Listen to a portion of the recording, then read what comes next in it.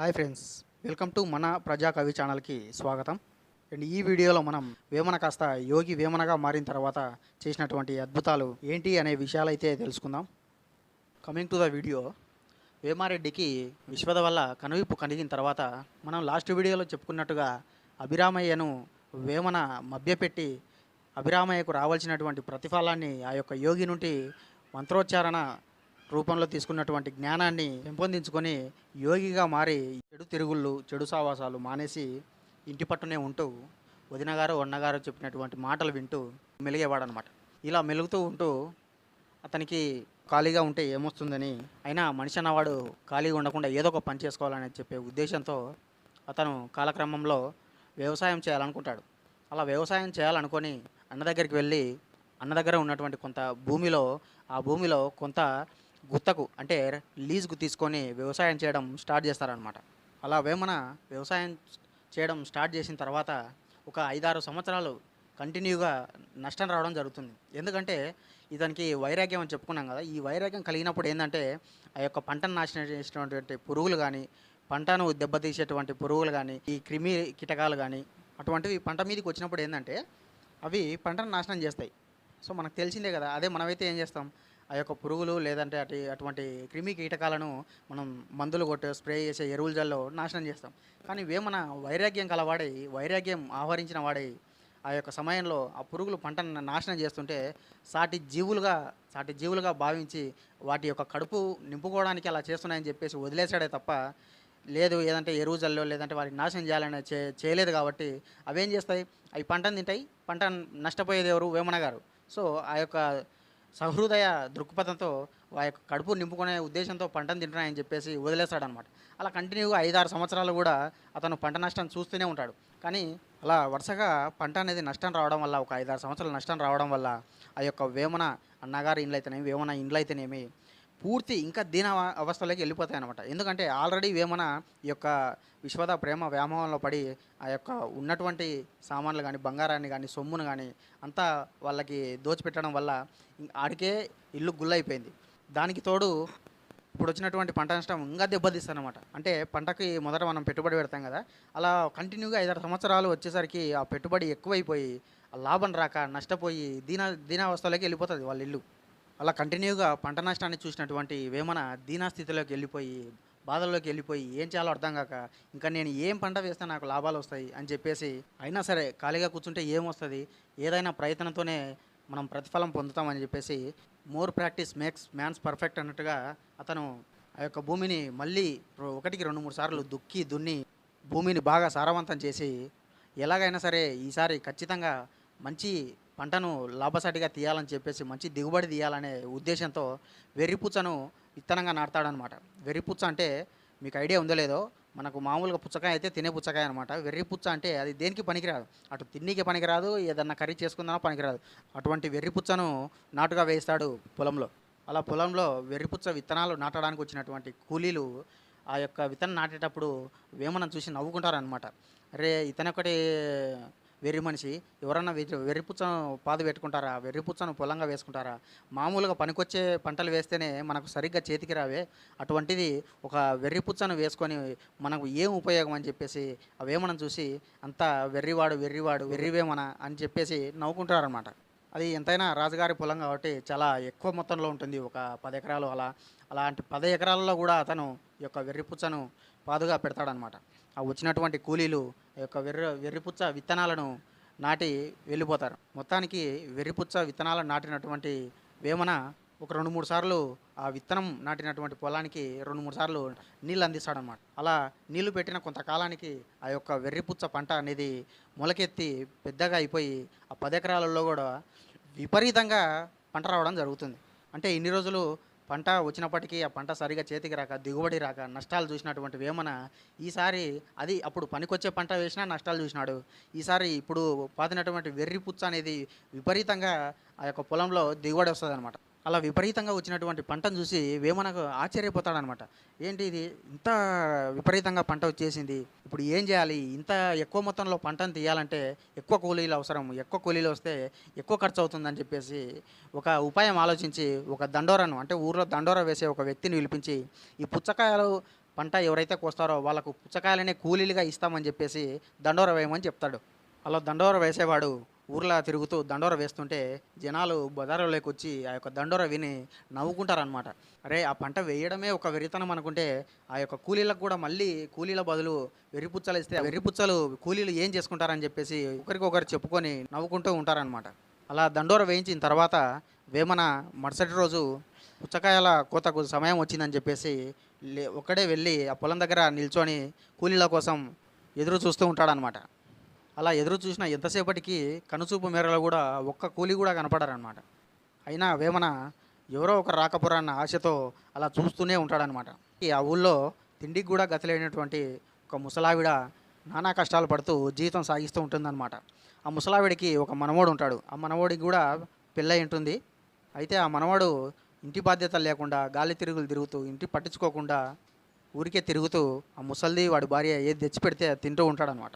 So అటువంటి సమయంలో ఈ యొక్క దండోర విని ఆ యొక్క ముసల్ది ఏదో ఒక కాయ కనీసం ఒక పూట కూరకైనా వస్తుందని చెప్పేసి ఆ యొక్క వెర్రి పుచ్చను కోయడానికి పొలానికి వస్తుందన్నమాట. అలా ఆ ముసలావిడ రావడాన్ని గమనించినటువంటి వేమన చాలా సంతోషిస్తాడనమాట. ఆ పంట కోతకు వచ్చినటువంటి ముసల్ది ఉదయం నుంచి సాయంత్రం వరకు ఆ పుచ్చకాయలను కోసి సాయంత్రం ఇంటికి వెళ్ళే సమయంలో వేమన గారి చేతుల మీదుగా కూలీగా 2 పుచ్చకాయలను తీసుకొని ఇంటికి వెళ్తుందనమాట. అలా వెర్రి పుచ్చకాయలతో ఇంటికి వెళ్ళినటువంటి ముసల్ది ఆ రాత్రికి వంట చేసే క్రమంలో కత్తిపీట ముందర పెట్టుకొని ఆ యొక్క వెర్రి పుచ్చకాయలను కొయ్యబోతుంటే ఇంతలో ఆమె మనవడు వస్తాడనమాట. అలా ఇంట్లోకి వచ్చినటువంటి మనవడు ఆ ముసలావిడ కొయ్యబోయేటువంటి వెర్రి పుచ్చకాయలను చూసి కోపం తెచ్చుకొని ఆ కోపంలో వేగంగా ముసల్దాని కాడికి వచ్చి, ఏం చేద్దామనే ముసల్దానా వెర్రి పుచ్చకాయలను తెచ్చుకున్నావు, ఆడొక వెర్రోడు నువ్వు ఒక వెర్రిదానివి, ఈ వెర్రి పుచ్చకాయలతో ఏం చేసుకుంటావు అని చెప్పి ఆ యొక్క వెర్రి పుచ్చలను చేత్తో తీసుకొని కోపంతో బండకేసి కొడతాడనమాట. అంటే నేలకేసి గట్టిగా కొడతాడు. అలా కొట్టేసరికి ఆ యొక్క పుచ్చకాయల నుండి ముత్యాలు బయటపడతాయి. ఆ ముత్యాలను చూసినటువంటి ఆ మనవడు ముసల్ది ఆ మనవడి భార్య ముగ్గురు కూడా ఆశ్చర్యపోతారనమాట. అరే పుచ్చకాయలో ముత్యాలు ఎట్లా అది అని చెప్పేసి అలా ఆశ్చర్యపోయి వెంటనే ముగ్గురు లేచి ఆ యొక్క కింద పడ్డటువంటి ముత్యాలను ఏరుకొని ఒక డబ్బాలో ఎత్తుకొని పెట్టుకుంటారనమాట. అలా ఎత్తి పెట్టుకున్న తర్వాత ముసల్ది, అరే మనవడా వేమన గారి పొలంలో పుచ్చకాయల్లో ఇత్తనాలకు బదులు ముత్యాలు ఉన్నాయిరా అని చెప్పేసి ఊర్లో ఎవరికి చెప్పకుండా ఆ విషయాన్ని దాచిపెట్టుకొని అలాగే మరుసటి రోజు ఇలా ముగ్గురు పుచ్చకాయ కోతకు మళ్ళీ అదే పొలానికి వెళ్తారనమాట.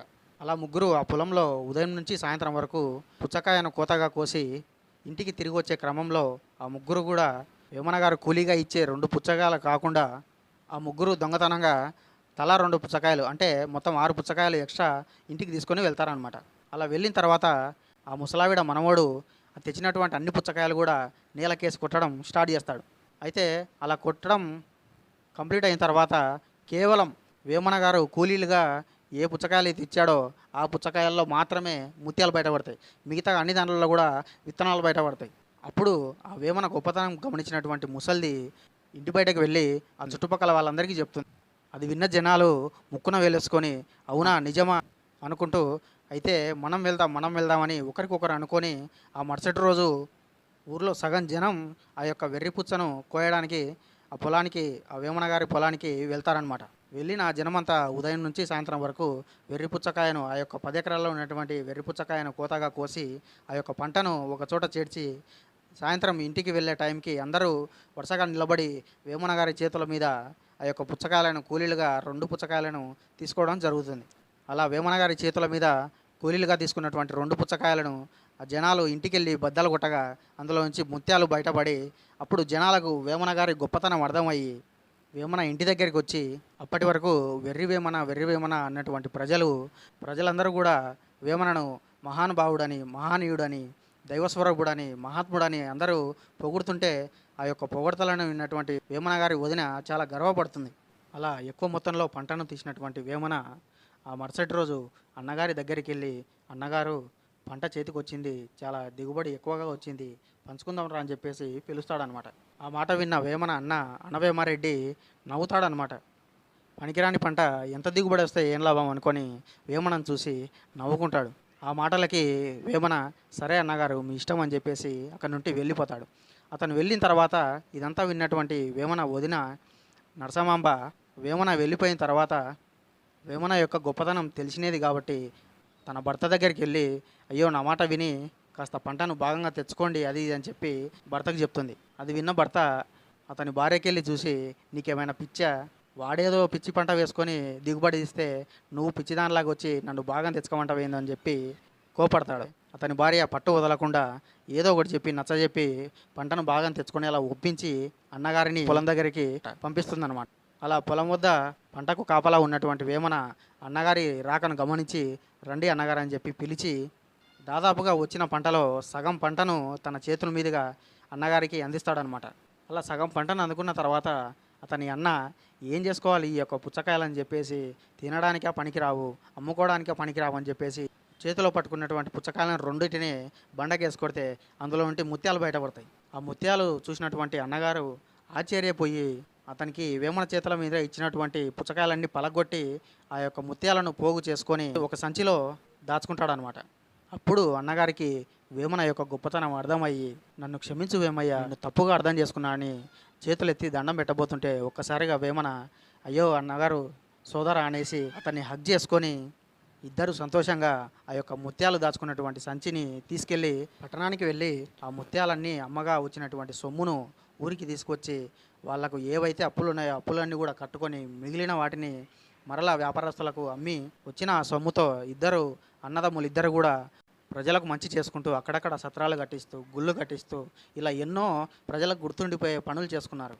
అలా రోజు మంత్రాన్ని ఉచ్చరిస్తూ యోగి వేమనగా మారి దేశ సంచారం చేస్తూ ఊరూరా తిరుగుతూ తనకు మంత్రోపదేశం వల్ల వచ్చినటువంటి జ్ఞానాన్ని ప్రజలకు పంచాలనే ఉద్దేశంతో ఊరూరా తిరుగుతూ ఆ యొక్క జ్ఞానాన్ని పద్యాలలో ఇమర్చి తన జీవితంలోని అనుభవాలను ఆ యొక్క జ్ఞానానికి అన్వయిస్తూ ప్రజలకు పద్య రూపాల్లో అందిస్తూ దేశ సంచారం చేసేవాడని చెప్పుకున్నాం. అలా దేశ సంచారం చేసే రోజుల్లో ఊరూరా తిరుగుతూ ఒక ఊరికి వెళ్తాడనమాట. అయితే తమ ఊరికి యోగి వేమన గారు వస్తున్నటువంటి వార్త ముందే తెలుసుకునేటువంటి ఆ ఊరి ప్రజలు, ఆ ఊరిలో ఉన్నటువంటి పెద్దలు, ఎవరైతే సంపన్నులు ఉంటారో సంపన్నులు సామాన్యులు అందరూ కూడా యోగి వేమనకు తమ వంతు నైవేద్యం సమర్పించుకోవాలని చెప్పేసి అందరూ కూడా తమకు నచ్చినటువంటి వంటకాలను, రుచికరమైనటువంటి భోజనాలు, విందు భోజనాలు అన్నీ ఏర్పాటు చేసుకొని ప్లేట్లలో పెట్టుకొని ఆ యోగి వేమన వచ్చే స్థలానికి అందరూ కూడా ఆలయం దగ్గరికి అందరూ గుంపుగా రావడం జరుగుతుంది. అలా వాళ్ళు కాసేపు వెయిట్ చేసిన తర్వాత యోగి వేమన ఆ గ్రామానికి రానే వస్తాడు. వచ్చేసి ఆ యొక్క ఊళ్ళో ప్రజలకు తన యొక్క జీవితంలోని అనుభవాలను పద్యాల రూపంలో ఆ యొక్క జ్ఞానాన్ని వేదంలోని సారాంశాలను పద్యాలుగా చెప్పుకుంటూ వెళ్తూ ఆ గుడి దగ్గరికి చేరుకుంటాడనమాట. అలా అతను ఆలయానికి చేరుకునేసరికి రాత్రి కావడంతో యోగి వేమనకు నైవేద్యంగా తెచ్చినటువంటి వంటలను ఆ ఊరి ప్రజలు సంపన్నులు ముందు మాదంటే మాయి తిను, మా వంట తిను అని చెప్పేసి అందరి ప్లేట్లు ఆ యోగి వేమన ముందు పెడతారనమాట. ఎందుకంటే మహాత్ముడు అయినటువంటి యోగి వేమన ఎవరి ప్లేట్లో వంటకాన్ని అయితే యోగి వేమన తాకుతాడో ఆ యొక్క వంటకము ధనంగా మారిపోతుంది అనమాట. అంటే ధనం అంటే అది బంగారు కావచ్చు, డబ్బు కావచ్చు, లేదంటే ముత్యాలుగా మారడం, అలా ధనంగా మారిపోతుంది. ఆ విషయం తెలుసుకున్నటువంటి ప్రజలు ఫస్ట్ మాదంటే మాది, మా ప్లేట్ అంటే మాది, మా వంటకం అంటే మా వంటకం రుచి చూడమని ఇబ్బంది పెడుతూ ఉంటారు.